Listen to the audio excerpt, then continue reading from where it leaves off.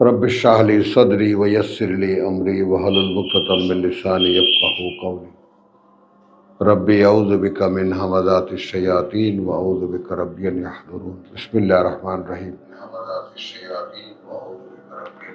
আমরা আজ আমাদের রমজানের যে পড়া তার শেষ। আল্লাহ তাআলা যদি তৌফিক দেন রাতে আমরা একত্রিত হচ্ছি আবার শেষ রাতে। তো যারাই চলে যাবা, তো মোটামুটিভাবে সাধারণভাবে শেষ আমাদের আজকের আনুষ্ঠানিকতা। তো আমরা এই যে সিয়াম সাধনা করলাম, একটা সমাপনী এক ধরনের কনক্লুডিভ একটা আলোচনা হোক, আমি সামগ্রিকভাবে সেটা দেখাচ্ছি যে কেন আমরা এইভাবে এটা করলাম।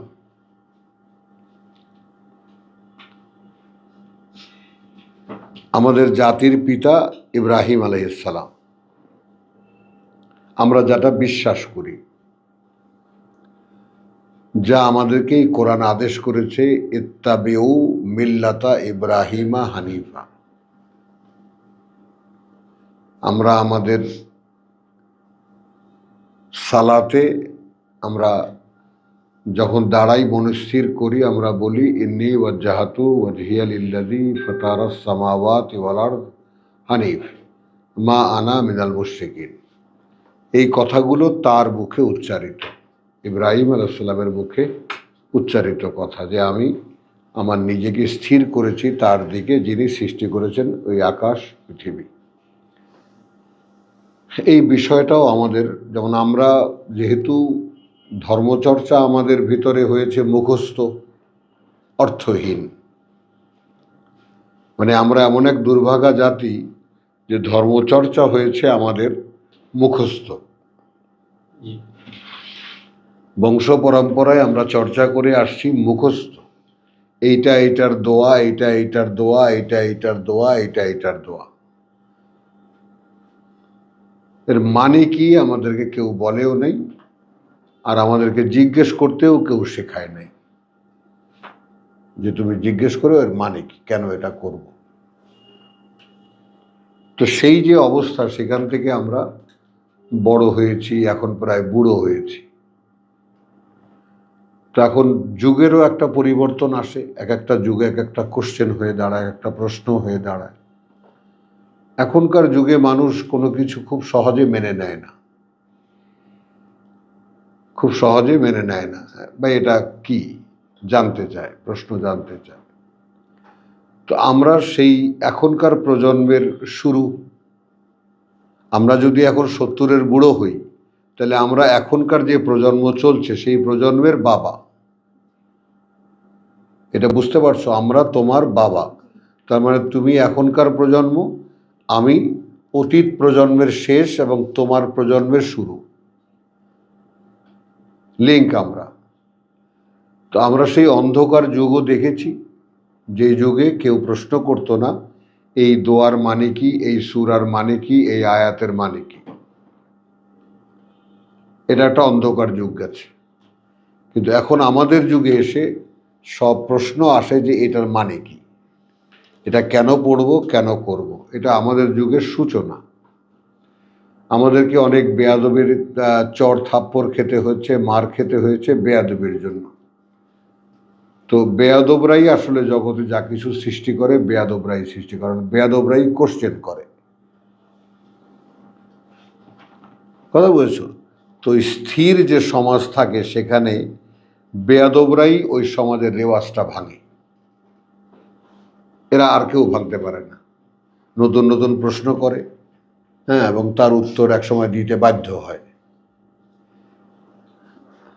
তো এখন সেই রকম বেয়াদবি মানে ব্যাপারটাই, মানে এই যে চ্যালেঞ্জটা, আমরা যেটা জানি না সেটা হলো, আমরা কোরআন পড়ে অতবার দেখলাম যে যুগে যুগে কালে কালে আল্লাহ তাআলা যে নবী রসুলদেরকে পাঠিয়েছেন, যে নবী রসুলদেরকে পাঠিয়েছেন, তারা এসে ধর্ম ভেঙেছেন।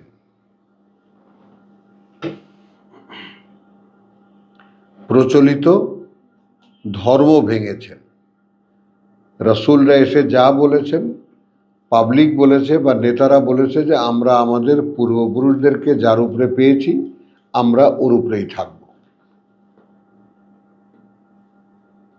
কথাটা বোঝা গেল? তো এখানে তোমার একটা আয়াত দেখানো যেতে পারে খুব সুন্দর।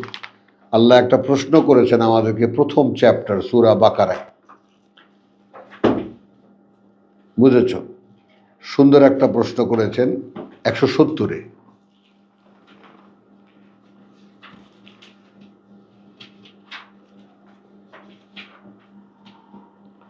ওয়াইদা কিলা লাহুম ইত্তাবিউ মা আনজালাল্লাহ, যখন বলা হলো তাদেরকে, মনে করো পাবলিককে, তোমাকে বললাম, তোমাদেরকে বললাম, যখন এই একেবারে এখন কোরআনে আয়াত আমরা এখন যেভাবে আমরা পড়ি সেটা পড়ি এইভাবে যে আমাদের কাছে এর বোধ যেন আল্লাহ ওহী করেন। আমরা এই আশায় পড়ি যে এই আমি যে আরবিটা পড়লাম, যে বাংলাটা পড়লাম, এর আসলে যে বুঝ আমি তো বুঝতে চেষ্টা করলাম। কারণ যেহেতু আল্লামাল ইনসান মা আলাম ইয়া আলাম, আল্লাহ শেখান মানুষকে। তো আমরা ওই সত্যও এখন উদ্ভাবন করতে চাই, উদ্ঘাটন করতে চাই যে এই সত্যের বাস্তবতা কি, যে আল্লাহ শেখান। আমরা দেখতে চাই যে এই কোরআন মানুষকে স্বয়ং আল্লাহ শেখান। কোনো একাডেমিক উপায়ে এই কোরআন শেখা যায় না। এই কোরআন শেখায় আল্লাহর কাছে চাইতে হয়। হুয়া লিল্লাযিনা আমানু, ঢের প্রমাণ কোরআনে আছে যে কোরআনের শিক্ষক আল্লাহ, এবং এইটা তাদের জন্যই যারা বিশ্বাস করবে। তো বিশ্বাস যে করবে সে কোরআন পড়তেও পারবে, জানতেও পারবে, বুঝতেও পারবে।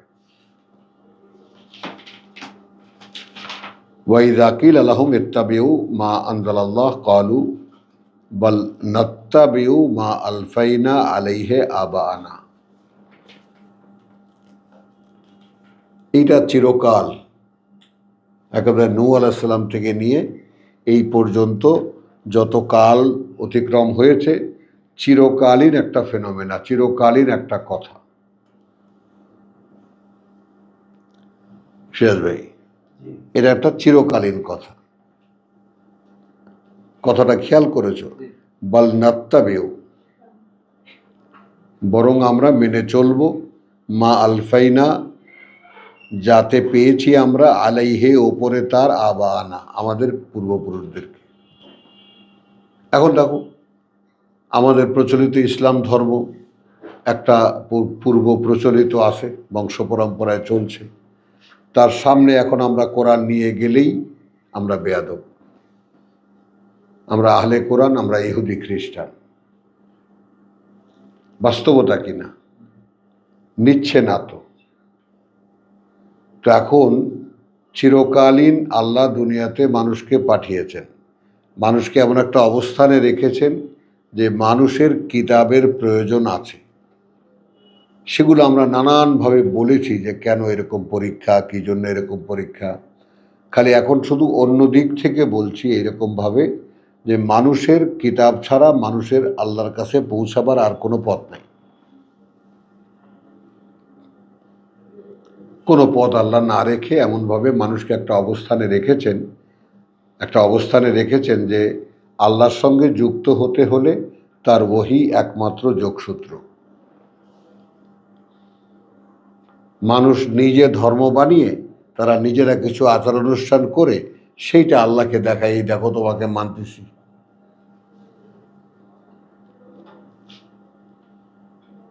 ধর্ম কি?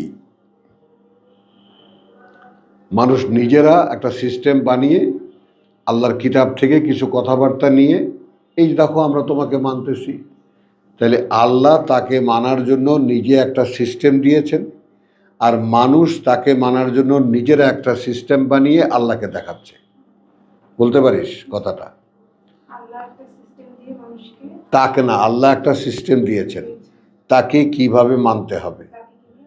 হ্যাঁ, আর এইটা স্থগিত করে মানুষ নিজে একটা সিস্টেম বানিয়েছে, হ্যাঁ, আল্লাহকে দেখাবার জন্য যে দেখো আমরা তোমাকে কিভাবে মানি। হ্যাঁ, আল্লাহ একটা সিস্টেম দিয়েছেন, আল্লাহকে কিভাবে তাকে মানতে হবে, কিভাবে তাকে মানতে হবে। হ্যাঁ, অর্থাৎ কিতাব, পরে একটা ড্যাশ দিয়ে লিখবেন কিতাব। হ্যাঁ, মানুষ একটা সিস্টেম তৈরি করেছে, হ্যাঁ, আল্লাহকে দেখাবার জন্য।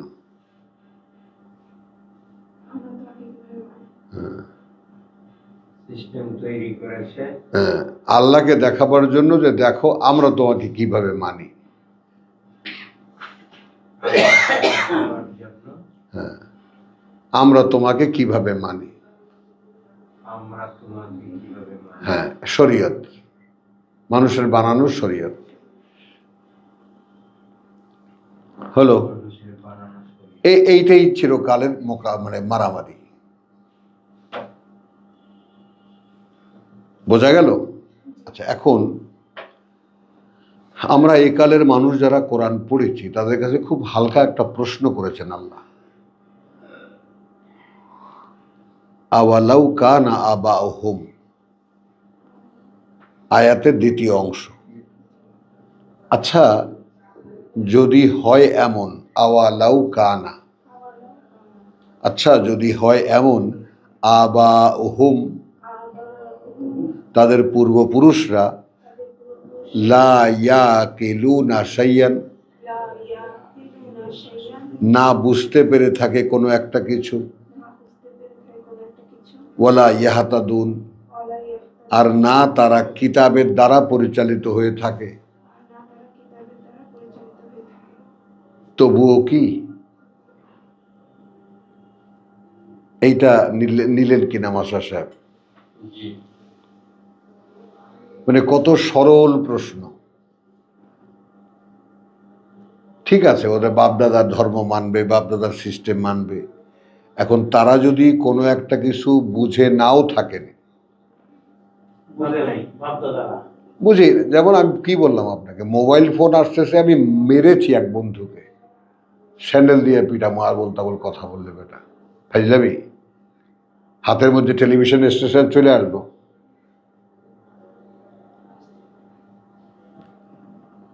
এইখানে বসে আমি দেখবো আমেরিকায় কে কথা বলতেছে, আমেরিকায় কে আছে, আর সে আবার আমাকেও দেখবে।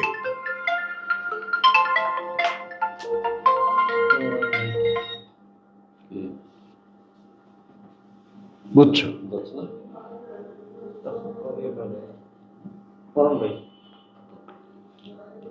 বুঝতেছ?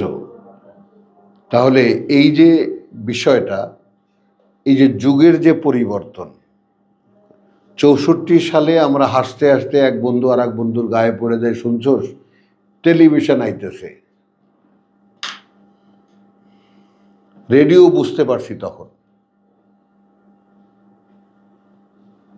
পানির মধ্যে ঢিল দিতাম আর এমনি এমনি বাতাসে ভাইসা কথা আসে, এটা বুঝতে পারতাম। কিন্তু ছবি আসবে কিভাবে? হ্যাঁ, তা ওখানে যদি কেউ আপনার গান করে, সেই গান শুদ্ধা কেমন করে এরকম বাতাসে একদম ওইটা পুরাটা এখানে চলে আসবে, আমি একটা বাক্স পাঠিয়ে এখানে আমি দেখবো, কেমনে সম্ভব? কোনোভাবে মাথায় ঢুকতো না। না না, বলছি কথা না বলি যে হ্যাঁ, যার মাথায় ঢুকেছে তারা তো বানায় দেখাইছে, আমাদের মাথায় না হয় না ঢোকে।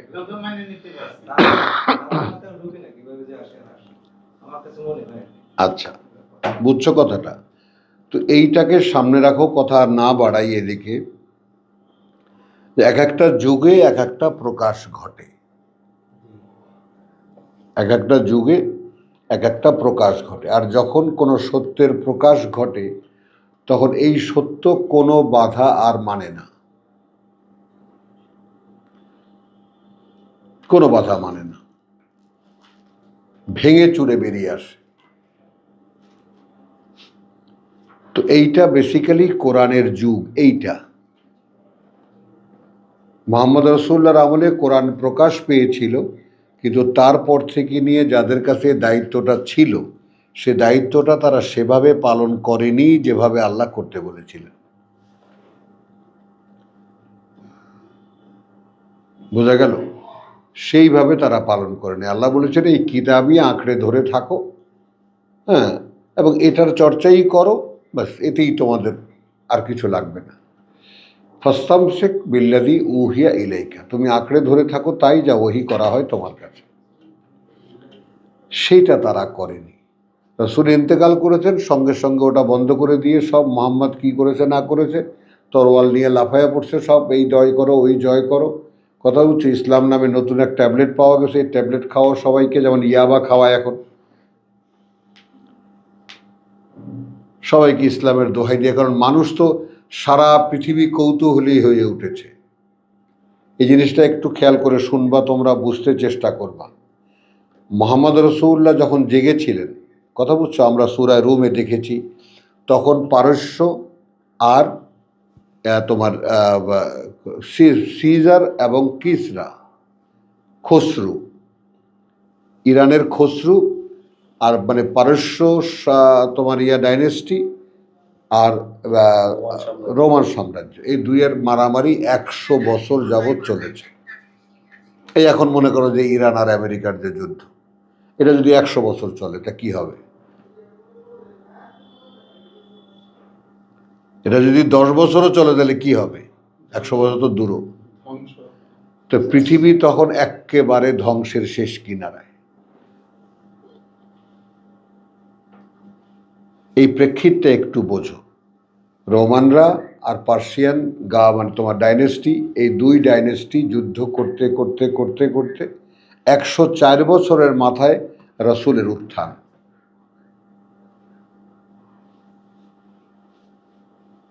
তখন মানুষ জানতো খালি রাজার কথা শোনা, মানুষ জানতো খালি রাজার কথা শুনতে হবে, আমার ভালো লাগে মন্দ লাগে আমার এটা করতে হবে, এই ছিল রাজনীতি। না করলে কল্লাটা যাবে, সৈন্যবাহিনী পালে রাজা, না করলে কল্লা চলে যাবে। এই ছিল রাজনীতি, সমাজনীতি এরকম।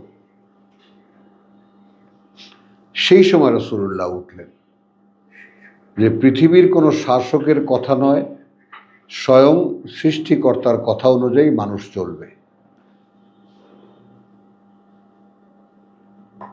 মানে নিরপেক্ষতা কোন জায়গায় চলে গেল খেয়াল করো। তাহলে তখনও যেমন বললাম যে 100 বছর তারা লড়াই করেছে, ওই সময়টা কোনটা? ওই সময়টা হলো ঈসা আলাইহিস সালাম এসে 1500 বছর চলে গেছেন, তারপরে অসংখ্য নবীরা এসেছেন, তারপরে শেষ পর্যন্ত ঈসা আলাইহিস সালাম এসেছেন, মূসা আলাইহিস সালামের পরে ঈসা আলাইহিস সালাম এসেছেন। এদিকে কিন্তু আল্লাহর কাজ চলছে, আর এদিকে মানুষের কাজও চলেছে। মানুষের কাফেলা চলেছে এই মানে ডাইনেস্টি বা এই যে রাজতন্ত্র রক্ষার জন্য। আল্লাহর কাফেলা চলেছে নবুয়ত রিসালাতের ধারাবাহিকতায়।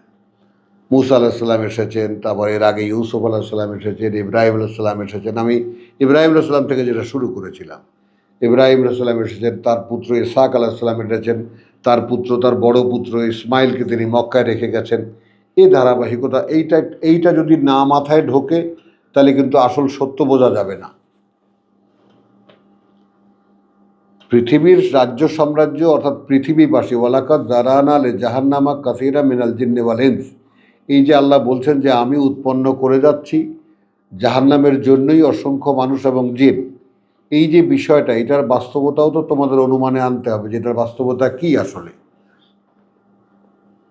কারা এরা? আমি এদের মধ্যে গিয়ে হ্যাঁ, এই মানুষের মধ্যেই আমি আমি আমি আমি দিয়ে যাচ্ছি কারা এরা। এরা দেখবেন এই দুনিয়াতে যত, এই যেমন এখনকার দুনিয়াতে এই যে ট্রাম্প, এই যে ইউরোপিয়ান সভ্যতা, এই যে চাইনিজ সভ্যতা, জাপানি সভ্যতা, কারা এরা?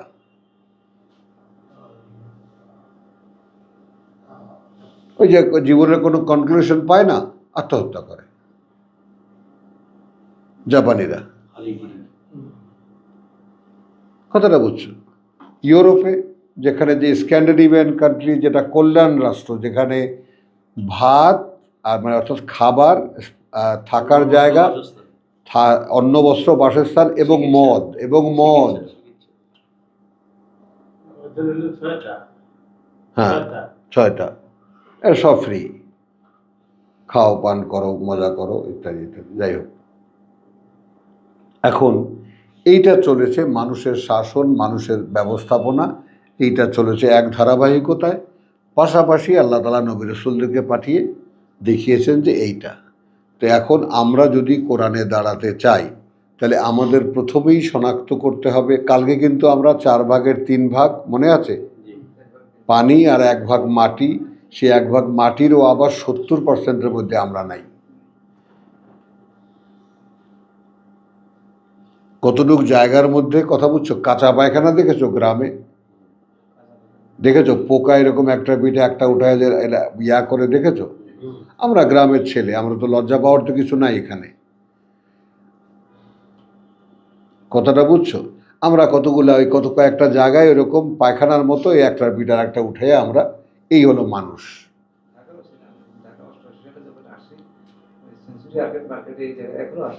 আচ্ছা, বুঝলেন কথা? তো এই যে এই দুটো লাইন পাশাপাশি চলেছে, একটা হলো নরকের জন্য তৈরি করা আল্লাহর মানুষেরা, আর একটা হলো পরীক্ষা দিতে চিরকাল মানুষ জীবন মন দিয়ে, না আমার জানতে হবে, না আমি বিশ্বাস করি, না লাগলে মেরে ফেলো আমাকে, এই একদল মানুষ।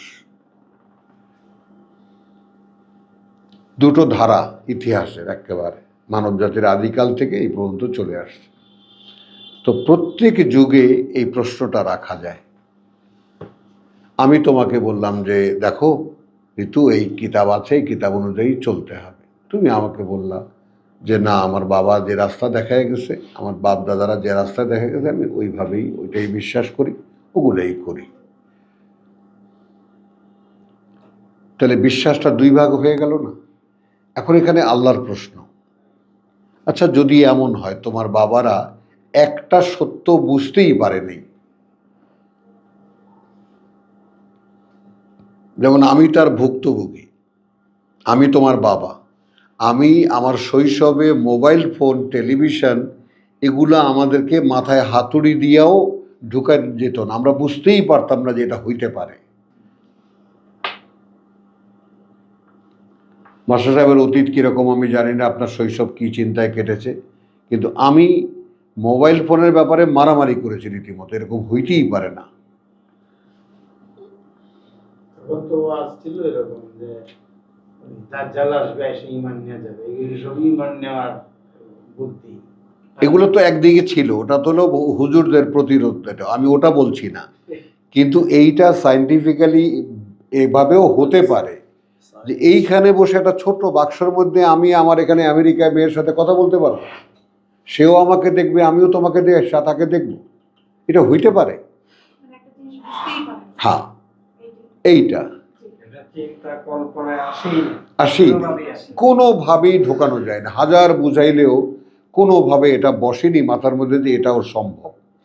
এই প্রশ্ন আল্লাহ করছেন। আমাদেরকে সময় তো শুরু হলো, বিজ্ঞান আশীর্বাদ না অভিশাপ? রচনা দেখো, প্রতি বছর পরীক্ষা আসতো। হ্যাঁ, ডিবেট হতো। হ্যাঁ, বিজ্ঞান আমাদের জন্য আশীর্বাদ না অভিশাপ? অভিশাপ। আমরা তো বিজ্ঞানের আশীর্বাদের জয় গান গাইছি। হ্যাঁ, এখন তো দেখতেছি কিভাবে অভিশাপ। হ্যাঁ, তাহলে আসো এখন, আওয়ালাউ কানা আবাহুম লা ইয়াকিলুনা শাইয়ান ওয়ালা ইয়াহতাদুন, দুটো এখানে ক্লজ লেগেছেন আল্লাহ, যদি তারা কোনো একটা কথা না বুঝতে পেরে থাকে। ইব্রাহিম খেয়াল করবা, লা ইয়াকিলুনা শাইআন, এইটা যেমন এখন বললাম আমি যে আমাদের মাথায় ঢোকেই নাই এইটা। আরও একটা কথা বহুবার তোমাদেরকে শুনিয়েছি যে মোহাম্মদ রসুল্লাহর সাথে আরবের কিছু ভদ্রলোক, মক্কার কিছু ভদ্রলোক, তারা এই পক্ষেরও না ওই পক্ষেরও না, তারা ওই মাঝামাঝি একটা অবস্থা, মানে ওই যে আবুল আহাব, উমা, তারপর তোমার গিয়া আবু সুফিয়ান, এদের মতো না, এরা তো কাবার কমিটি, কাবা কয়ের কমিটি, কিন্তু আবার কিছু অরিজিনাল একেবারে আদি বংশধর, যুগ পরম্পরা মক্কায় ভদ্রলোক তারা। তারা জানে কাবায় এক সময় ইব্রাহিম আলাইহিস সালাম বানিয়েছিলেন এবং তার একটা মূল ধারার একটা অনুসারী একদল লোক। তো তারা একদিন মোহাম্মদকে ধরে বলতেছেন, বাবু তুমি বসো, তুমি তো কিছু কথাবার্তা বলো শুনি আমরা, কথাগুলো ফেলে দেওয়ার মতো না, খেয়াল করবা কিন্তু। কারণ ওয়াহির সাথে তো তাদের কোনো পরিচয় নাই। ওয়াহি আসে আল্লাহর কাছ থেকে, সেটা কিতাব হয়, সেটা অনুশীলন করতে হয়, এইরকম ব্যাপারের সাথে তো মক্কার লোকেরা অভ্যস্ত না। বুঝতে পারলা না না? এটা তারা জানে না। তো তারা ওগুলোকে মোহাম্মদের কথা হিসাবেই নেয়। আল্লাহ যে ওহি করলে সেই ওহি মোহাম্মদ বলে, ওভাবে না। তুমি বলো এরকম বলছো। তবু কিন্তু কথাগুলো যেহেতু ভালো, সেহেতু তারা কথাগুলোকে নিচ্ছে। মাস্টার সাহেব কথাটা কি বুঝছেন? এইটা আল্লাহর ওহি এবং ওহি হইতে পারে, এর সাথে তাদের পরিচয় নাই। ভালো কথা হিসেবে তারা নিচ্ছে। আচ্ছা ঠিক আছে, তুমি বলছো ওহি হচ্ছে, তা আমরা তো ওহি বুঝি না, কিন্তু ভালো কথা, তুমি ভালো ভালো কথা বলো। কিন্তু বাবা, একটা কথা আমাদের কিছুতেই বুঝে আসে না, তুমি কি এটা আমাদেরকে বুঝাইতে পারো? সেটা হলো এই যে আমরা মারা যাব, আমরা যে একেবারে সব মাটির সাথে মিশে যাব, সেই আমরা আবার নতুন করে উঠব, এ কি সম্ভব? এটাও কোরআনে আছে। এবং আমি আপনাকে সবাইকে আমি বলেছি যে এই ব্যাপারগুলো নিয়ে চিন্তা করে তুমি যদি এই সত্যতা উদ্ঘাটন না করতে পারো, যে তুমি এখন নিজে ভেবে বার করেছো যে আসলেই আমি মরে যাওয়ার পরে, মাটিতে মিশে যাওয়ার পরেও সেই আমাকেই আবার নতুন করে জীবিত করে তোলা হবে, এই কথাটা তুমি মনে মনে দেখতে পাও, মানে যে ইমানের অনুশীলন করতে হবে তোমাকে, ইমান কাকে বলে সেটা চেনো আগে। এটা কিন্তু তোমার এই কি শব্দ, কিসা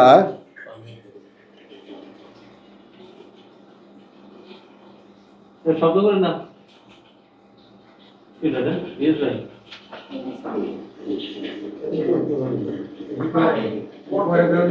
তো পড়তেছে, বুঝলাম তো সেটা। এখন তুমি এখন এখন এখন পড়তেই হবে পানিটাকে এখন। হ্যাঁ, বাস এখানে রেকর্ডিং হচ্ছে, ওরা ডাক চিক করে আলাপ শুরু হয়ে গেছে।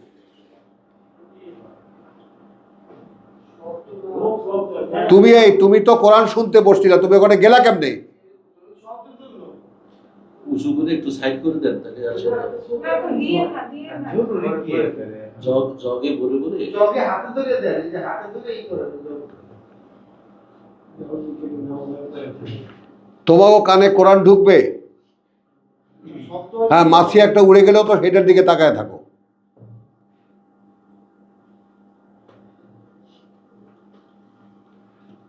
এমন একটা কথা বোঝাচ্ছিলাম, এমন একটা কথা বলছিলাম যে ব্যাপারটা খুব টেকনিক্যাল। আমিও সেভাবে বুঝি কিনা ব্যাপারটা, যে একটা সত্য আমার বাবা বোঝেন নেই। আমার বাবা শরীয়তের বড় একজন পিলার। তিনি তার জীবনের শেষকালে এসে কোরআনের তাফসির করেছেন, কোরআনের তোমার যাকে বলে যে তর্জমা করেছেন শেষকালে এসে। তো সারা জীবন শরীয়তের মোকাবেলায় কোরআন যে একটা ব্যাপার, তা তো তিনি বুঝতেই পারেননি। আমি তো তার সাক্ষী, কোরআনের এই আয়াতের আমি সাক্ষী, একজন জীবন্ত সাক্ষী, যে একটা যুগ এরকম থাকে যখন একটা কথা বোঝাই যায় না। আবার দেখা যায় সেরকম 20-30 বছর পরে এমন একটা যুগ এসেছে, সেই কথাটা একেবারে আহা এইরকম। সেই জন্য এই টেলিভিশনের কথা বলছিলাম, রেডিও থেকে টেলিভিশন, টেলিভিশন থেকে মোবাইল ফোন, মোবাইল ফোন থেকে এখনকার এই যে একেবারে কি টাচ মোবাইল, এগুলো কি 30 বছর আগে, 40 বছর আগে মানুষ তো ধারণাও করতে পারেন এরকম কিছু হইতে পারে। তাহলে ওয়াহির ব্যাপারটাও এরকম, ওয়াহির ব্যাপারটাও এরকম মানে আপনাকে তো এই সত্যগুলোর সঙ্গে আপনাকে তো ধাতস্থ হতে হবে, আত্মস্থ হতে হবে যে আসলে আমি কি ভাবি, কি চিন্তা করি, তার বেসমেন্ট কি, তার ভিত্তিটা কোথায়। প্রচলিত ধর্ম আমি দেখেছি, প্রচলিত ধর্ম আমি দেখেছি, মসজিদ আছে, মাদ্রাসা আছে, হুজুর আছে, যুগ যুগ ধরে চলে আসছে, পিসাবরা আছে। আবার তার মোকাবেলায় কোরআন। তো এখন ওইটা যদি ধর্ম হয়ে থাকে, ওইটা যদি আল্লাহর পথ হয়ে থাকে, তাহলে এইটা যদি বয়ে থাকে হাদা সেরাতে মুস্তাকিম একা লা রাইবা ফি, তো এইটা ওনারা নেবে না? কি বলেন?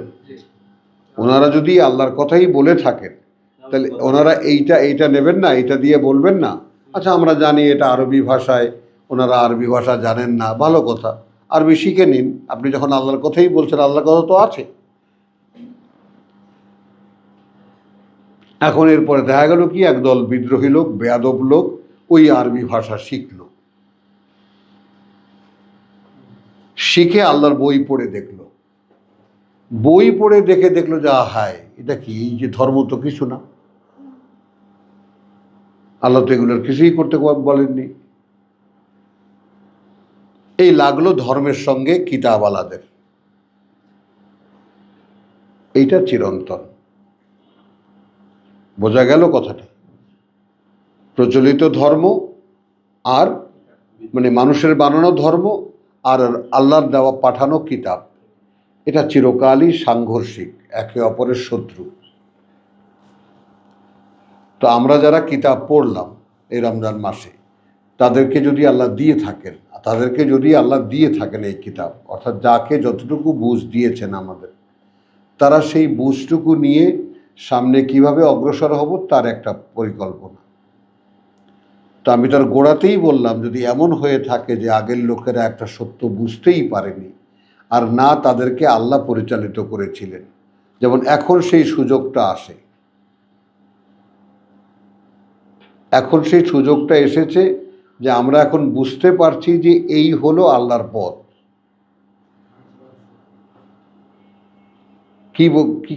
যেটা এর আগে এই 40 বছর আগে, 30 বছর আগে ধারণাও করা যেত না যে কোরআন বুঝে পড়া যায়, আর কোরআন পড়লে বোঝা যায়। কারণ চারিদিকে সব মোল্লারা এক পায়ে দাঁড়ানো, কোরআন বোঝা যায় না, অত্যন্ত দুরূহ কিতাব। আর এখন দেখি কোরআন খালি বোঝাই যায় না, প্রত্যেকটা মানুষের কাছে ওহী হবে। তো ওনারা ওহীর দরজা বন্ধ করে দিচ্ছেন, কোরআন বোঝা যায় না বলে ফতোয়া দিয়ে দিচ্ছেন, রায় এটা। আমরা কি দেখলাম যে কোরআন শুধু কোরআন তো আল্লাহ শেখাবেন, কোরআন তো মানুষ শেখাবে না। তাহলে এই সত্য যদি মানুষ জেনে যায়, তাহলে তো আর কারি সাহেবদের ভাত হবে না, হুজুরদের ওয়াজ হবে না, বুঝছো? এখন এখানে একটা উদাহরণ যেহেতু আল্লাহ দিয়েছেন, সেই উদাহরণটা আমি বলবো, তোমরা বুঝতে হবে উদাহরণটা রোজার বোনাস হিসেবে। ওয়া মাসালু আল্লাযিনা কাফারু, তারপরের আয়াত, এবং উপমা তাদের যারা এই আল্লাহর কথা বুঝছো, ইত্তাবিউ মা আনজালাল্লাহ, সাবজেক্টটাকে ধরো, মেনে চলো যা কি বলছে, মা আনজালাল্লাহ, এটাকে একটা শব্দ বানাও, কিতাব বলেননি। ঋতু বুঝেছিস? কিতাব বলছেন না, বলছেন ভাই মেনে চলো তা যা আল্লাহ অবতীর্ণ করেছেন। তুমি আল্লাহকেই যখন মানো, টেকনিক্যাল ব্যাপারটা একটু বোঝেন, তুমি যখন আল্লাহকেই মানো, আর সেই আল্লাহ যদি কিছু অবতীর্ণ করে থাকেন যে এইভাবে মানো, তো সেইটা মানবা না তুমি? কি কোনো প্যাচগোছ আছে এর মধ্যে? সোজা কথা না? তুমি আল্লাহকে মানতে চাও, তো আল্লাহ তাকে কিভাবে মানতে হবে, তিনি তো দেখা যায় না, তিনি তো অদৃশ্য, তো তিনি যদি সে কথা বলে দিয়ে থাকেন তাহলে সেইভাবে মানো। তাহলে আল্লাহকে মানবা কিভাবে? যেভাবে আল্লাহ বলেছেন। এখন আমি বললাম যে না, আমার বাপ দাদা 14 পুরুষ যা করে গেছে ওইভাবে আমরা মানব। কি বুঝলা? বুঝছো এইটুকু? আল্লাহ একটা উদাহরণ দিছেন। এখন আল্লাহ জিজ্ঞেস করছে না যে তারা একটা সত্য বুঝতে নাও যদি পেরে থাকে তবুও কি তাদেরকে মানবা? তো আমি আমার ছোটবেলা থেকে নিয়ে এই বয়স পর্যন্ত আমি এসে দেখলাম যে এমন অনেক কথাই তো আমি বিশ্বাস করতাম না যেটা হতে পারে, পরে দেখেছি সেটা হয়। এই যে টিভির কথা বললাম, মোবাইলের কথা বললাম, হয়তো আচ্ছা, এখন আল্লাহ উদাহরণ দিচ্ছেন। এই উদাহরণটা আমাদেরকে বুঝতে হবে, কারণ আমাদেরকে নির্ণয় করতে হবে, আমাদেরকে খুঁজে বার করতে হবে যে আমাদের পজিশনটা কোন জায়গায়, আমরা কোথায় আছি। আর কারোর জন্য না, কে কোথায় যাবে সেটা, কে জান্নাতে যাবে, কে স্বর্গে যাবে, নরকে যাবে, সেটা তাদের ব্যাপার। আমরা যে 1 মাস এই আল্লাহর পবিত্র মাস, কোরআন নাজিলের মাসে যে আমরা যে চেষ্টা করলাম, আমরা কি খুঁজে বার করতে পারলাম যে আসলে সত্যটা কোথায়? আমরা কি পেলাম অথবা পেলাম না? তাহলে এখানে আল্লাহ একটা প্রশ্ন রেখে দিয়েছেন, একটা সত্য তারা বুঝতে নাও পেরে থাকে তবুও কি তাদেরকে মানবা? আর তাদেরকে যদি আমি পরিচালিত না করে থাকি তবুও কি তাদেরকে মানবা? তো আমার পরিচালনা মানে কিতাবের দ্বারা পরিচালিত না হয়ে থাকে তবুও কি তারা মান্য হবে তোমাদের? উদাহরণ দিয়েছেন, মাসালুল্লাযিনা কাফারু। এই প্রস্তাব যখন দেওয়া হলো, ভাই মেনে চলো তাই যা আল্লাহ অবতীর্ণ করেছেন। বলো, নিরপেক্ষ কথা না? কোনো প্রশ্ন আছে এখানে? কোনো ঝগড়াঝাটি, কোনো বাজাবাজি, কোনো মতদ্বৈততা, কোনো কিছু হতে পারে এই কথার মোকাবেলায়? ভাই আল্লাহকে যখন মানবা তো আল্লাহ যেভাবে মানতে বলছেন সেভাবে মানো। না আমি আমার মতো মানব, তবুও আল্লাহ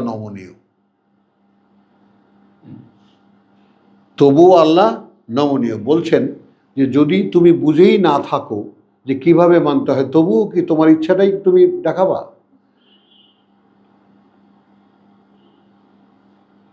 তাহলে তুমি এই রকম,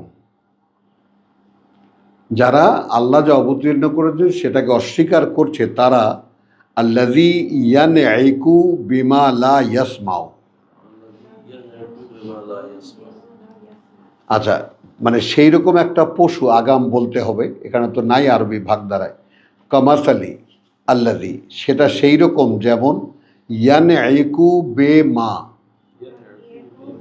গলা ফাটিয়ে একজন ডাকছে তাকে যা, বেমা, বে মানে তাকে, মা মানে যা,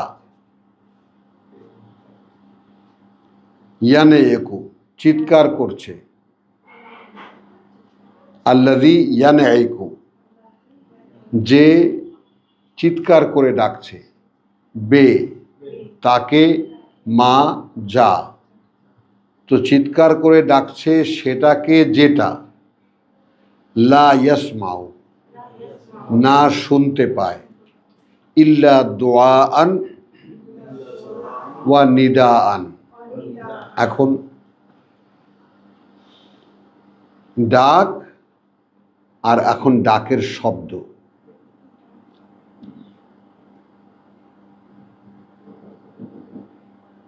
এই যে একটা বিড়াল আমার ঘরে আছে এখন, তো সে আমার নাতিরা নাম রেখেছে ম্যাঙ্গো। ঠিকই ম্যাঙ্গো বলে ডাক দিলে সে সাড়া দেয়। এখন সে কি ঠিক ম্যাঙ্গো এটা বোঝে যে তার নাম ম্যাঙ্গো? তাহলে তো সে বলতেই পারত যে আইতাছি, সে তো বলছে মেয়াও।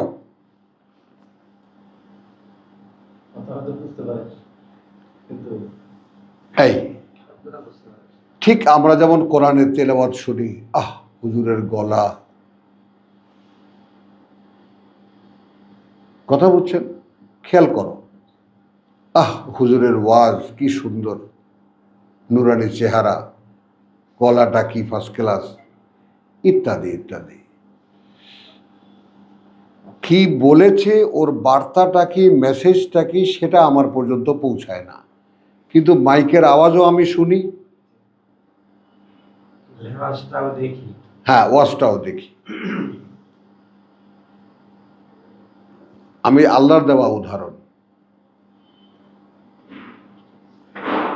সুম্মুন বুকমুন উমিয়ুন, এরা কারা? এরা বোবা, বধির, অন্ধ, ফাহুম লা ইয়াকিলুন, এই কারণে এরা বুঝতে পারে না। খেয়াল করবা, তাহলে বোঝার জন্য আগে যে কথাটা দিয়েছিলেন, আচ্ছা যদি এমন হয়ে থাকে যে তোমার পূর্বপুরুষরা একটা সত্য বুঝতেই পারেনি এবং না তাদেরকে আমি পরিচালিত করেছিলাম, তবুও কি তাদেরকে মানবে? তাহলে তুমি সেই পশুর মতো, যাকে চিৎকার করে গলা ফাটাইয়া ডাকলেও সে ওই ডাকের একটা শব্দ শোনে।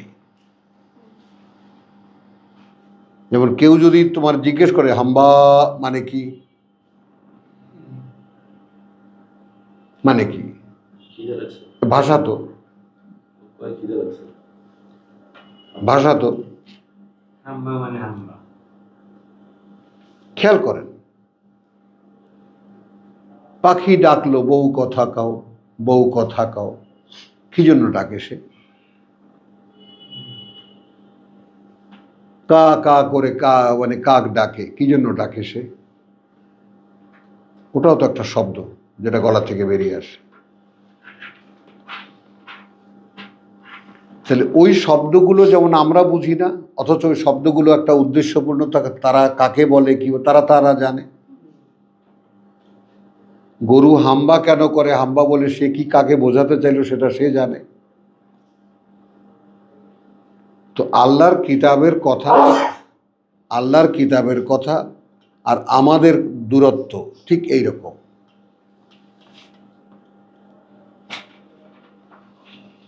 আমরা ওই হাম্বালারা যখন স্টেজে বসে বলে হাম্বা করে ডাকে, ওইটা বুঝি, ওইটা বুঝি, যার কোনো মানে নেই। কিন্তু আল্লাহর কিতাব যখন ডাকে তখন ওইটা বুঝি না।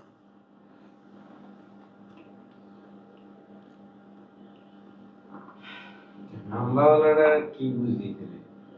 কারণ হাম্বালারা জানে যে আমরা যতই চিৎকার করি এরা কিছুই বুঝবে না। একটা সুবিধা আছে, সুবিধা না? সুবিধা আবহাওয়া তৈরি করে, ভাব তৈরি করে। হ্যাঁ, ওই, এবং মানুষ তো সেটাই দেখতে যায়, ধুলায় আকৃষ্ট করে। মজার মজার কিছু জোক বলে, মানুষ হাসে। বিনোদন থেকে টান দেয়। আর আল্লাহ নাযিল করার কথা নাই। আচ্ছা, এখন হ্যাঁ, এখন আসেন যে আমরা 124-এ আমরা বলেছিলাম আমাদের বাবার কথা।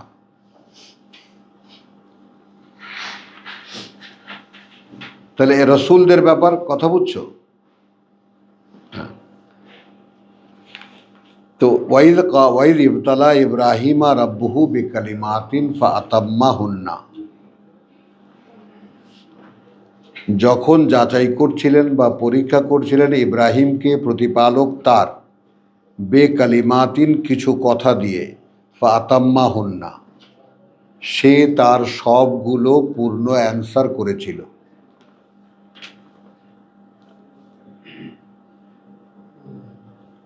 যখন যে কথা বলেছে তখন সে কথা মেনে দেখিয়ে দিয়েছে, বেশ মানি।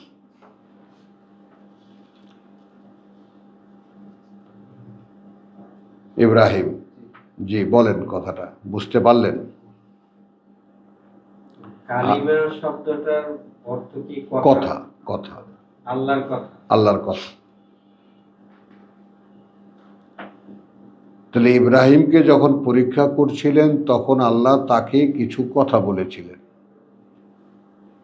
তো আরবি তো লেখা তো এরকম বেকালিমাত, বেশ কিছু কথা দিয়ে, বেশ কিছু কথা দিয়ে, আতাম্মা হুন্না, সে পূর্ণ করেছিল সেইগুলোর সব, সে সেগুলোকে পূর্ণ করেছিল। তো কথা দিয়ে পরীক্ষা করছিলেন, সে সেগুলো পূর্ণ করছিল, মানে কি না করে দেখিয়েছে। সিরাজ ভাই বলেন, পরীক্ষা দেন এই বুড়াকালে, মাস্টারি করে সারা জীবন, এখন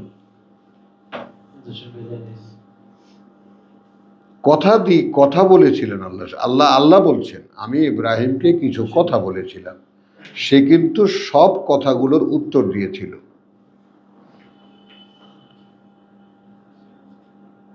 পূর্ণ করেছিল, উত্তর না, এমন না যে যা বা জবাব দিয়েছিল, না, পূর্ণ করেছিল। দেখলাম তাহলে এখন বাবাকে যদি স্বয়ং সৃষ্টিকর্তা কিছু কথা বলে থাকেন আর বাবা যদি পূর্ণ করে থাকেন, তাহলে উত্তরাধিকার সূত্রে আল্লাহর কথা পূর্ণ করা, আল্লাহর কথাসমূহকে পূর্ণ করা আমাদের দায়িত্ব। বাবারই ওসিয়াত করে যাওয়া ব্যাপার, এবং বাবা ওসিয়াতও করেছেন।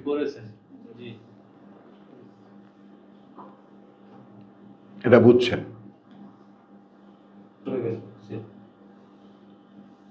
এটা বুঝতে পারলে, এটা পৈতৃক সূত্রে এই ওসিয়াত আমরা জন্মগতভাবেই প্রাপ্ত, যে আল্লাহ তোমাকে কিছু কথা বলবেন, সে কথাগুলো তুমি পূর্ণ করবা। এটা রিপিট করো, আল্লাহ কথা বলবেন, তুমি সেই কথাগুলো পূর্ণ করবে। এটাই আমাদের জীবন। হয় কথাগুলো হয় মেলে, মাস্টার ভাই বলেন মেলে। আচ্ছা, এখন তখন তিনি বললেন, আল্লাহ বললেন, ইন্নী জাইলুকা লিন্নাসি ইমামা, অর্থাৎ তিনি সন্তুষ্ট হয়ে বললেন যে আমি এখন মানুষকে আমি যে সমস্ত কথা করতে বলবো, যে সমস্ত কথা করতে বলবো, কাজ বা কথা আমি দেব, সেগুলো তো তুমি করে দেখালে, সব করে দেখালে, পূর্ণ করে দেখালে। এখন আমি তোমাকেই অনুসরণীয় বানাবো, যে এই লোকটা যেইভাবে আমার প্রত্যেকটা কথা পূর্ণ করেছে, তোমরা এইভাবে করো, তাতে মানুষের জন্য সহজ হয়ে যাবে। মানুষ যদি একটা কথার প্রমাণ চোখের সামনে দেখতে পায়, সহজ হয়ে যায় না ব্যাপারটা। ও আচ্ছা, এরকম ভাবে করতে হবে, হ্যাঁ আমি তাহলে করছি। তো ইন্নী জাইলুকা লিন্নাসে ইমাম। তো এখন এরপরে উনি বলছেন যে তাহলে আমার সন্তানদের কি হবে। এটাও আমাদের এই আলোচনায় এটাও অপরিহার্য, এই যে জন্মসূত্রে কিছু নাই।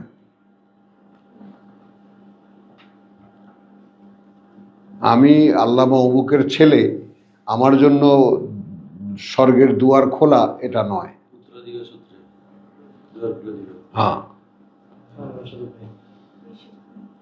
তাই না? নূহের বউ, লুতের বউ, দুইজন প্রিয় বান্দার বউ, তারপরেও ক্ষমা হবে না।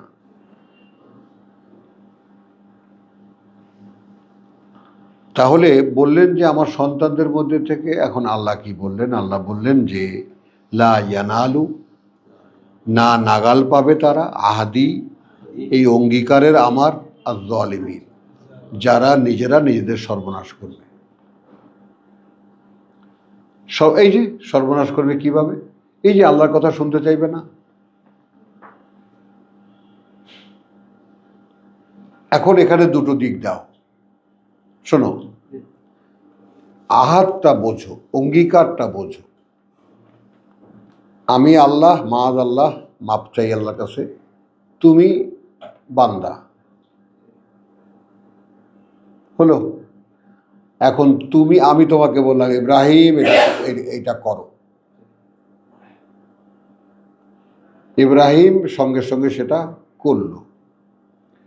তো একটা দিক হলো, সিরাজ ভাই এটা খুব খেয়াল করবেন, একটা দিক হলো আমি আদেশ করলাম, সঙ্গে সঙ্গে তুমি সেটা করলে। কিভাবে করলে? দাঁড়া, তার মানে তোমার সাথে আমার সাথে একটা অন্য সম্পর্ক আছে, একটা অন্য ওই সম্পর্কটা আগে বোঝো। যে প্রভু তুমি যদি বলো তাহলে সেটা আমি একদম যা বলবা তাই আমি করব।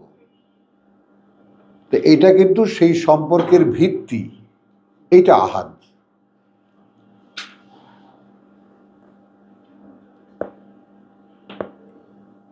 বুঝলি? এই যে জাতির পর জাতি ধ্বংস করেছেন আল্লাহ, আল্লাহ বলেন যে আমি ওদের মধ্যে কোনো আহাদ পাইনি। একটা শব্দ দিয়ে ওটাকে ঢেকে দিও না, কথাটা বুঝতে চেষ্টা করো। অঙ্গীকার মানেটা কি, আহাদ মানেটা কি? ইংরেজি শব্দটা না সুন্দর হয় না, কমিটমেন্ট। কমিটমেন্ট মানে এখন তোমার বোধের মধ্যে কি এই কথাটা সবসময় জাগরুক যে যে কথাই আল্লাহর আমার বুঝতে পারবো সেটাই আমি মানব? আমরা এসেছি কোত্থেকে? ইত্তাবিউ মা আনজাল আল্লাহ। মাস্টার সাহেব মেনে চলেন তাই যে আল্লাহ নাজিল করেছেন। এটা এর চাইতে নিরপেক্ষ কথা পৃথিবীতে হতে পারে? বলেন না। আমি আমাকে মানতে বললাম না, আপনাকে কাউকে মানতে বললাম, কোনো দলকে মানতে বললাম, বললাম ভাই আল্লাহকে মানবা, তাই মানো তাই যে আল্লাহ যেভাবে কইছে। এত সুন্দর, এত উৎকৃষ্ট, এত নিরপেক্ষ কথা হতে পারে? এই সহজ জিনিসটা নিয়ে এত মারামারি কাটাকাটি কেন? হ্যাঁ,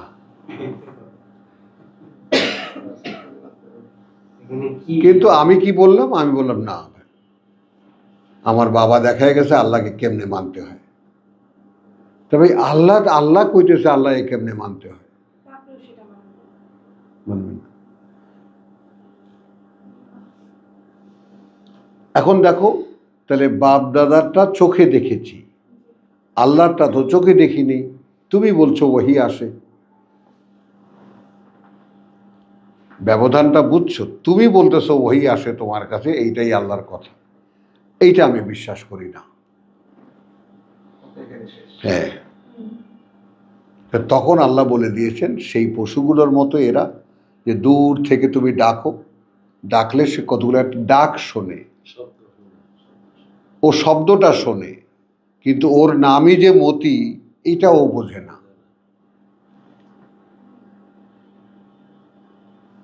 এরা বোবা, বধির, অন্ধ, এরা এরা আসলে কিছু বোঝে না। তাহলে মানুষের মধ্যে আছে যারা কিছুই বুঝবে না, বললেও চিৎকার করে গলা ফাটায় ফেললেও বুঝবে না, আমাদের জন্য সুবিধা হয়ে গেল, হলো না? মানে তাহলে পৃথিবীর 12 আনি মানুষই নেবে না, এটা আমার বুকটা হালকা হয়ে গেল। কিন্তু আমার কাজ যে এই 12 আনি মানুষকে সামনে বলতে হবে যে ভাই শুনছিস তো, তুই কিন্তু আমাকে ফিরিয়ে দিলি। আমি কিন্তু বলতে এসেছিলাম মা আনজাল আল্লাহ, মান তাই যা আল্লাহ নাজিল করেছে, তুই কিন্তু শুনলি না, ব্যাস আমার দায়িত্ব শেষ। তো এখন বলছেন যে ইব্রাহিমকে পরীক্ষা করলেন এবং ইব্রাহিম সব কথা পূর্ণ করল। আল্লাহ বললেন আমি তোমাকে নমুনা মানুষ বানাবো মানুষের জন্য, নমুনা মানুষ বানাবো মানুষের জন্য। আল্লাহ ইব্রাহিম বললেন আমার সন্তানদের থেকে, বললেন যে আমার এই যে অঙ্গীকার তোমার সাথে আমার যে এই যে লেনদেনটা কি, মানে আমি বললেই তুমি মানো, আমি বললেই তুমি মানো, তো কি আত্মীয়তা তোমার সাথে আমার সাথে? মানো কেন তুমি?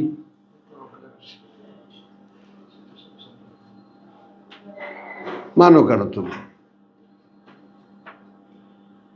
কথাটা বুঝতে পারলা তো? তুমি এই যে আমার কথা বললেই তুমি মানো, আমি বললেই তুমি মানো, এইটা যদি তোমার সন্তানদের মধ্যে না হয়, তারা যদি এটা না করে, তাহলে তারা আমার এই অঙ্গীকার নাগাল পাবে কিভাবে?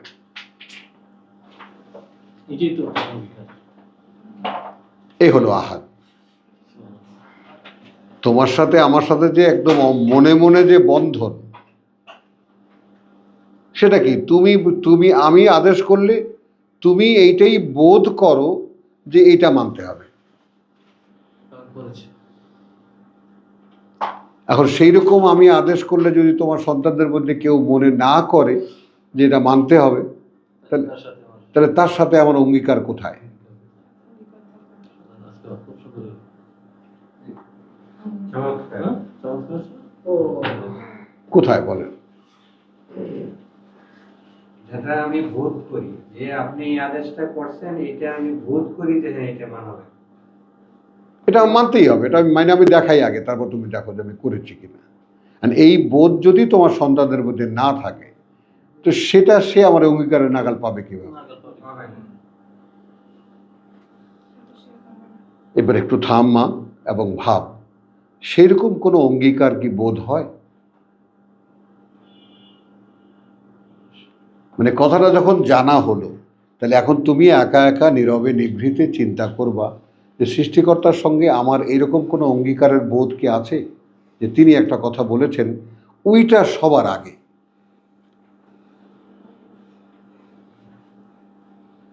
এখন তো আর কোনো রসুল এসে বলবেন না আমরা কিতাবে পড়ব, তো কিতাবে পড়ে যদি কোনো একটা কথা আমি দেখি যে এইটা কথাটা আল্লাহ বলেছেন আমাকে, তখন আমার তো আর কোনো ইচ্ছা এখানে খাটাবার কোনো সুযোগই নেই। এবং সেটা তো আল্লাহ বলেও দিয়েছেন মুখ খুলে। সৃষ্টিকর্তার বেলায় এরকম বোধ হয় না, কিন্তু মানুষের বেলায় হয়। ধমক এই কথাটা বলছে, এই কাজটা করতে এসে এটা করে দিতেই হবে। আহ দেখেন, সবসময় থাকে না অবশ্য। না কিন্তু তোমার বসের কথা, তোমার বাবার কথা, তোমার মায়ের কথা, তোমার বন্ধুর কথা, মাস্টার সাহেব সেই কথাটা বলছে, এটা তো না করে পারা যাবে না। হ্যাঁ করতেই হবে। হ্যাঁ, তো সেইটা যেমন অব্লিগেশন মনে করো, আল্লাহর কথাটা কি সেইভাবে মনে করো? জানতে পারার পরেও কি সেভাবে মনে হয়? প্রবলেমটা এই জায়গায়। এই তাহলে আল্লাহর সঙ্গে কোনো গেরো, ওই যে আমরা কালকে যেটা পড়েছি, তাই না, ওয়ামিন শাররি নাফাসাতি ফিল উকাদ, তো সে তো আছেই সব সময়। তো ওকাদটা বোঝেন, অর্থাৎ আল্লাহর সঙ্গে আমার কোনো আক্ত নাই, তোমার সঙ্গে আমার বিয়ে হবে এরকম কোনো কথা পাকাপাকি দেওয়া হয়নি এখনো।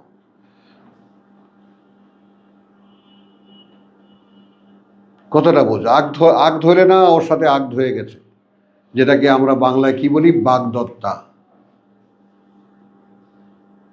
খুব সুন্দর একটা শব্দ কিন্তু, এবং অনেক মহিমা এই কথাটার, অমুকের বাগদত্তা।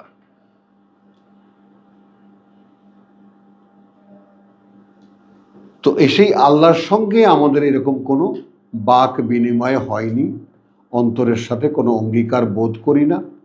এই ব্যাপারটা মাস্টার সাহেব যেমন বললেন, এটাই হলো মেইন ব্যাপার। এরকম কোনো ইয়ে নাই যে আমরা আল্লাহ বাগদত্ত, হ্যাঁ, আল্লাহর সাথে আমরা অথচ আল্লাহ দেখাচ্ছেন তুমি কিন্তু কথা দিয়ে গেছো। আল্লাহর সঙ্গে কিন্তু আমাদের আগদ অনুষ্ঠান হয়েছে, হয়েছে না? 172 আগদ অনুষ্ঠান হয়েছে। এখন আমার তো এই মাথা দেয়ালের সাথে পিটায়া ভেঙে ফেলার কথা, যে আমার সে কথা মনে নাই কেন?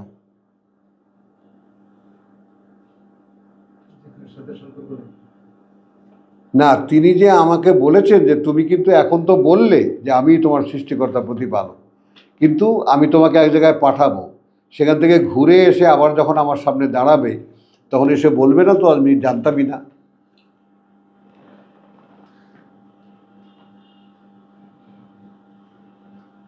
কি বুঝে আসে? আচ্ছা, তো তাহলে এখানে আমরা এগোই আর কি। এটা এখন কি হলো, লা ইয়ানালু আহাদি। তাহলে আমি এখন দেখলাম যে আমার মধ্যে আল্লাহর সঙ্গে কোনো আহাদ, কোনো অঙ্গীকারের বোধ নাই।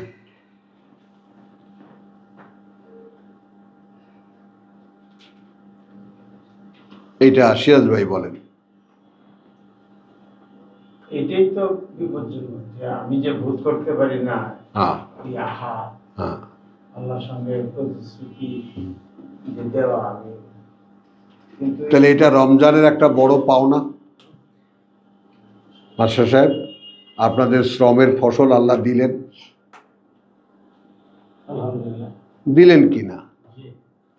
যে আমি সেই অঙ্গীকার বোধ করি না আমার মধ্যে, এটা কিন্তু অনেক বড় পাওনা। আপনি তো একদিন জানতেনই না যে এরকম কোনো অঙ্গীকার আদৌ আছে বা নাই, কিন্তু আপনি প্রথমত এটা দুইটা বেনিফিট। একটা কি পেলেন? একটা পেলেন যে আপনি স্বীকার করে নিলেন যে আল্লাহর সঙ্গে এরকম একটা অঙ্গীকার আমার আছে।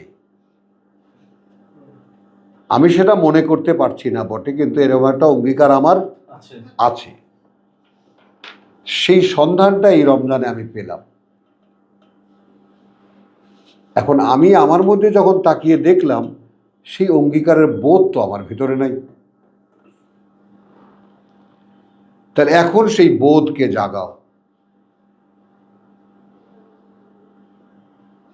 হাঁটতে, চলতে, বসতে, উঠতে, ফিরতে, শুয়ে এপাশ ওপাশ ফিরতে, প্রভু কেন তোমার সাথে কোনো অঙ্গীকার বোধ করি না?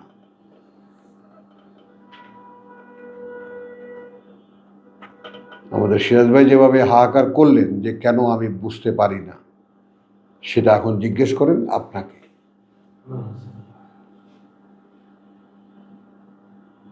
যে আমি জেনে আসলাম রোজার মাসটা প্রভু তোমার ঘরে, তোমার জন্য তো এক জায়গায় বসে আমরা কয়েক ভাই তোমার কিতাব অনুশীলন করলাম, দেখলাম, আমি অতবার খুঁজিয়ে পাইলাম যে আমার ভিতরে তোমার সাথে কোনো বান্ধব, কোনো বন্ধুত্ব আছে, কোনো সম্পর্ক আছে, এরকম কোনো সম্পর্কের বোধ নাই।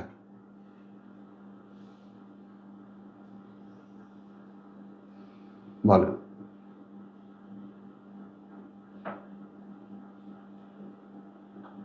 খেয়াল করো, এই রমজান মাস, গত রমজানের 1 তারিখ আমার ছেলে আল্লাহ নিয়ে গেছেন।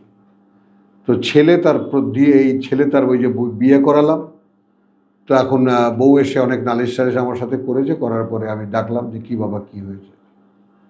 বলছে বাবা আমি তো এমন কিছু বলিনি। বলছে তোমাকে আমি ভালোবাসতে পারবো না, সম্ভব না আমার দ্বারা। আমি তোমাকে ধোকা দেবো কেন, তোমাকে আমি ছোবো কেন তাইলে?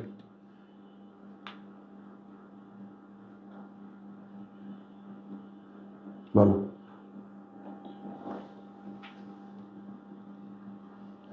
তোমাকে আমি ভালোবাসতে পারবো না, তাহলে তোমাকে আমি ছোবো কেন?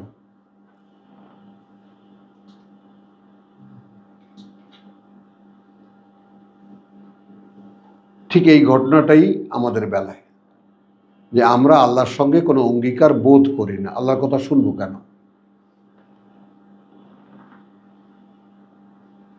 আপনি তো একটা সুন্দর কথা বলেছেন যে তাহলে অন্যান্য অনেকের কথাই আছে যা আমরা একেবারে একেবারে মাথা পেতে নিয়ে আগে ওই কাজটা করে দিয়ে তারপর ঠান্ডা। তো আল্লাহর বেলায় তো ব্যাপারটা এরকম না। তাহলে এবারকার রমজানের আমাদের একটা পাওনা আল্লাহর কাছ থেকে এই যে আমরা আমাদের মধ্যে যে কোনো অঙ্গীকার নাই আল্লাহর কথা মানার, সেটা আমরা জানতে পারলাম।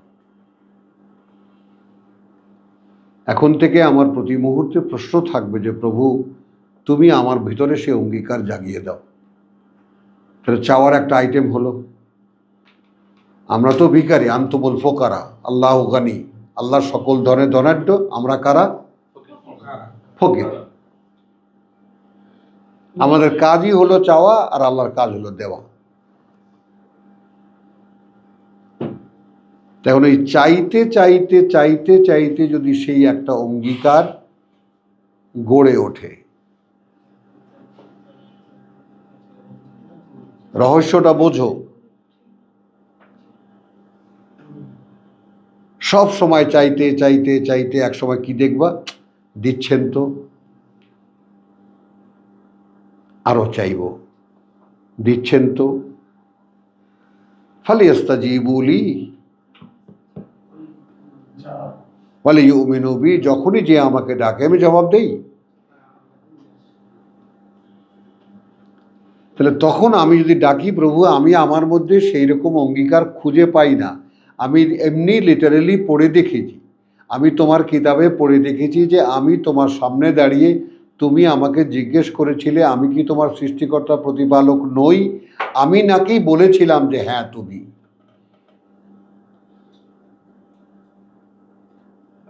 সেই কথা কিতাবের আগে আমি তো এতদিন জানতামই না এরকম কোনো কথা তোমার সাথে আমার লেনদেন হয়েছে বা দেওয়া নেওয়া হয়েছে।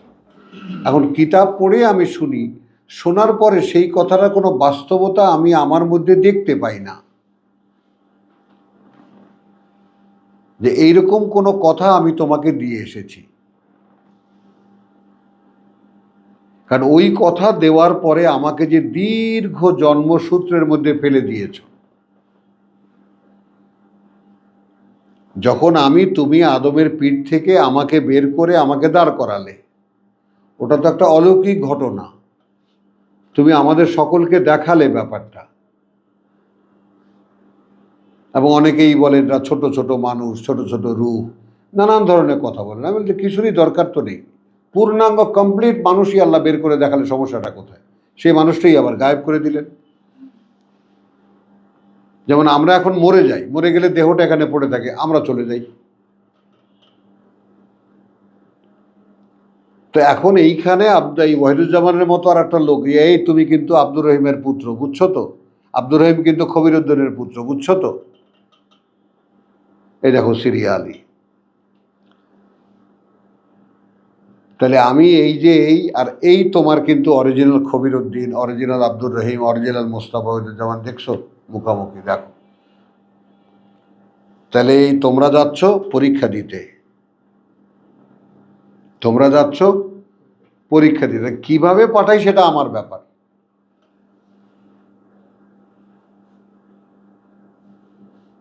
তোমরা কোথায় যাচ্ছ? পরীক্ষা দিতে। তাহলে এখন এই যে অরিজিনাল তুমি কিন্তু এর কাছে দায়বদ্ধ। অর্থাৎ এ যা কিছু করে আসবে সেই কৃতকর্ম দিয়ে তোমাকে ছাড়ায় নেওয়া হবে। একটা কথা তো বোঝো, এই জমিটা অমুক ব্যাংকের কাছে দায়বদ্ধ। কিভাবে এই সিস্টেমটা বুঝতে পারো? অরিজিনাল ঋতু আল্লাহর কাছে দায়বদ্ধ, এই আমি কিন্তু ঋতুকে রেখে দিলাম। তো এই ঋতু ডুপ্লিকেট, তুমি কিন্তু গিয়ে এই পরীক্ষাটা দিয়ে আসো, তারপর অরিজিনাল ঋতুকে ছেড়ে দেবো, তোমাকে এর সাথে মিশিয়ে দেবো। ওয়াজুওয়াজাতিল আনফুস। তখন আর তোমরা একে দুই না, দুইয়ে এক হয়ে যাবা। কি বলেছি? একে দুই না, দুইয়ে এক হয়ে যাবা। এই হলো মানুষ। তো তাহলে এইটা ছিল আমাদের পরীক্ষা। এখন আমরা প্রভু জানতে পারলাম যে হ্যাঁ, এইরকম একটা বাস্তবতা আমাদের জন্য ঘটেছিল, এবং আমরা কথা দিয়েছিলাম তখন যে হ্যাঁ, তুমিই আমাদেরকে সৃষ্টি করেছো, তুমিই আমাদের প্রতিপালক। এবং আমরা বলেছিলাম যে আবার যখন ঘুরে যাব তখন আমরা এইটা বলবো না। তুমি কিন্তু এটাও বলেছিলে, এমন হবে না তো যে যখন আবার ঘুরে আসবে তখন বলবে জানতামই না।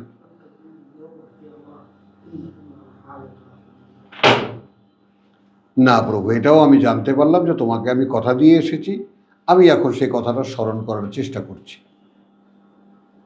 তাহলে এটা তুমি স্মরণে জাগিয়ে দিও। তোমার স্মারক, তোমার এই কিতাব থেকেই তো জানতে পারলাম। তো কিতাব আমি পড়ছি কেন? সব কথা মনে করার জন্য। তোমাকে দেওয়া কথা, আগে কোথায় ছিলাম, কি অবস্থায় ছিলাম, এখন কোথায় আছি, কেন এখানে আছি, এরপর কোথায় যাব, সেখানে গিয়ে আমি কি করব, এই গোটা বিষয়টা তো আমার কাছে অজানা ছিল। আমি তো জানলাম এখন যে আমার এই অনন্তকালের যাত্রা, তার মাঝখানে সামান্য একটু সময় যে তুমি পৃথিবীতে আমাকে পরীক্ষার জন্য পাঠিয়েছ। তো আমি এখন পরীক্ষা দিচ্ছি, কিন্তু পরীক্ষা দিচ্ছি উইদাউট মাই সিলেবাস।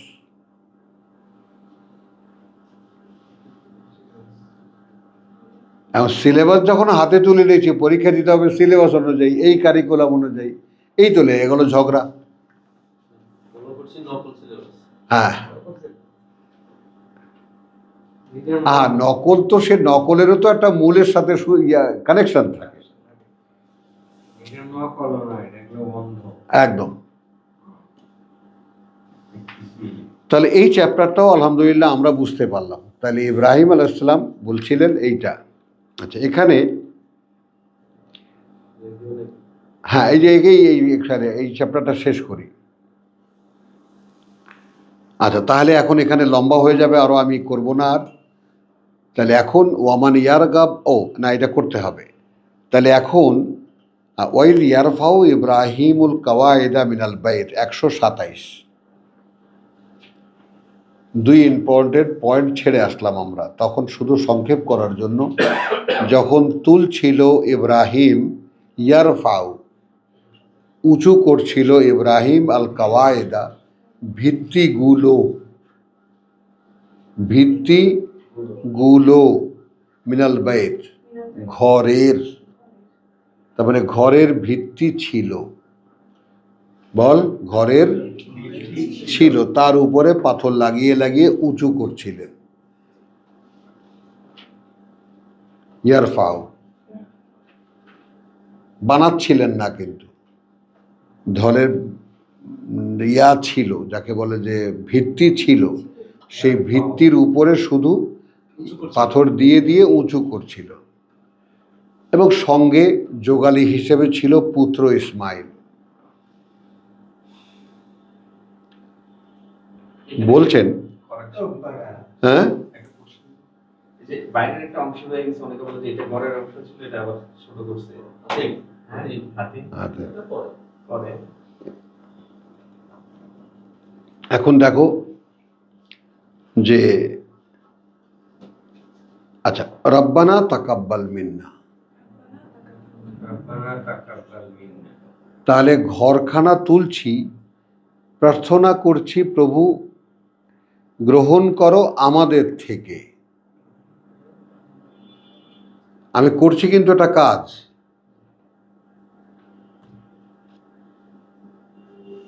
আমি দেওয়াল উঠাচ্ছি, আর এটা যদি বলি যে এটাই সালাত, এখন এটা বুঝতে পারছো?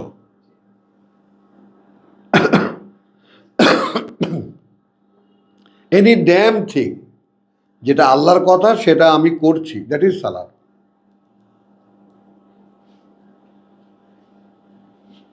এর জন্য আনুষ্ঠানিক কোনো আকার ইঙ্গিত, কোনো আসন টাসন নাই।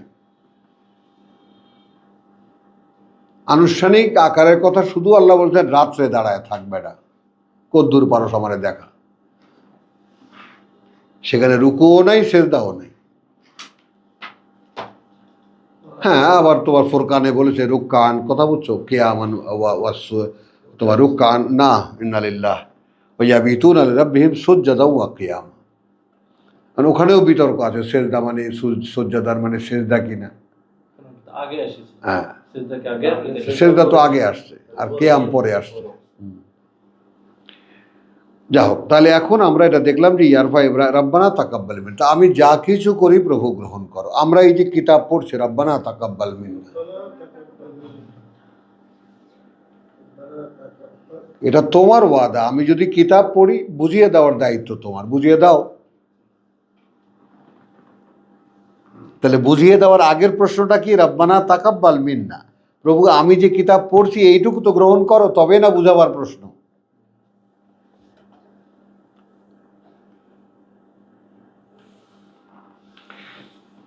তাহলে ইন্নাকা আনতাস সামিউল আলিম, বাস এখান থেকে এইটুকুই দেব। তুমি তো সে যে সব শোনে, সব জানে। আলহামদুলিল্লাহ, একটু বিরতি নেই। ওয়া মা আলাইনা ইল্লাল বালাগ।